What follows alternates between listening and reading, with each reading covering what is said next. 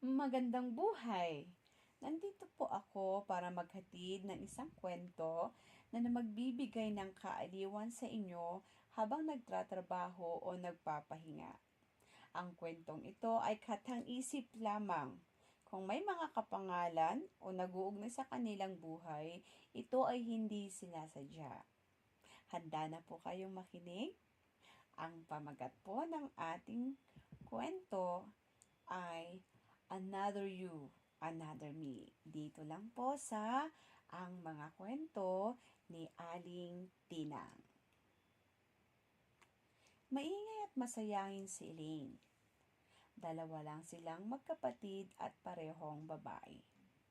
Siya ang bunso at siya na lang ang nakatira sa mga magulang nila mula nang mag-asawa ang kanyang nakakatandang kapatid, 2 taon na ang nakakaraan. Nag-migrate sa Canada ang pamilya ng kanyang ate mula nang makapanganak ito.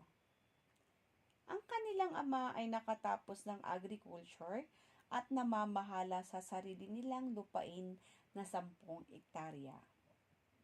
Mula nang kumikita at masagana ang ani nila taon-taon, minabuti na ng kanyang ama na patigilin sa pagtuturo ang kanyang ina, sapagkat may problema ito sa kalusugan.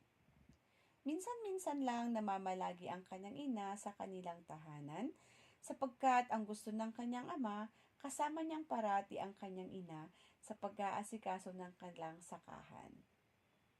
Ang pagiging maayos at masaya ng kanilang mga magulang ang nagpapasaya at nagbibigay ng sigla kay Elaine araw-araw at magpursige na makatapos. Huling semester na ngayon ni Elaine sa kursong nursing. Gusto niya ang kurso at pinangarap niya ito mula nang palaging nagkakasakit ang kanyang ina. Alam niyang makakatulong ito sa pag-aalaga niya sa kanyang ina. Mahina ang baga ng kanyang ina mula pa nang ipinanganak ito ayon sa kwento ng kanyang lulo. Iyon ang sanhi ng biglaang panghihina ng kanyang ina kapag napapagod at nakakalanghap ng mga bawal sa kanya. Kaya naman siguro mula nang namulat si Elaine, wala pa siyang narinig o nakitang pagkatalo ang kanyang mga magulang. Nakikitaan na lang niya nag-iiwasan minsan ang kanyang mga magulang, pero di yun nagtatagal. Marahil mahal na mahal ng kanyang ama ang kanyang ina at ayaw niya itong bigyan ng sama ng loob, kaya di nagtatagal ang kanilang tampuhan.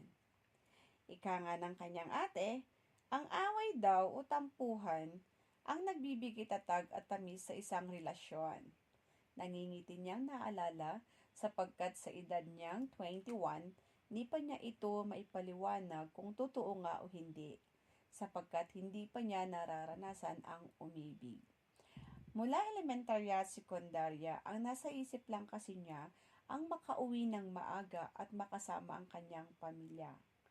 Hanggang sa nawili na siya sa ganoong sitwasyon, kaya naman kahit malapit na siyang magtapos, wala pa din siyang nakakarelasyon.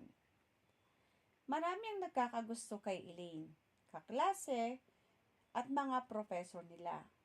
Simple lang ang kanyang ganda, pero malakas ang kanyang karisma.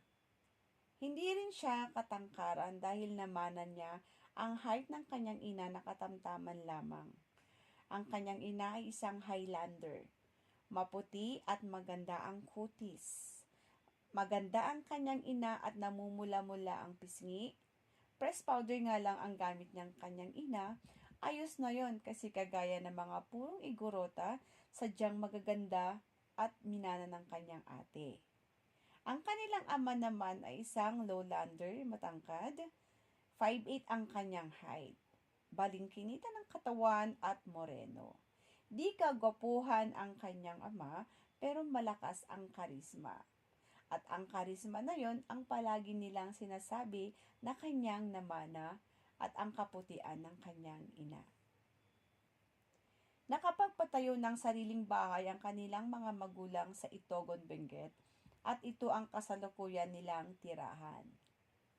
Bumababa lang ang kanyang mga magulang sa La Union para i-check ang kanilang sakahan. Yun kasi ang namana ng kanyang ama sa kanyang mga magulang.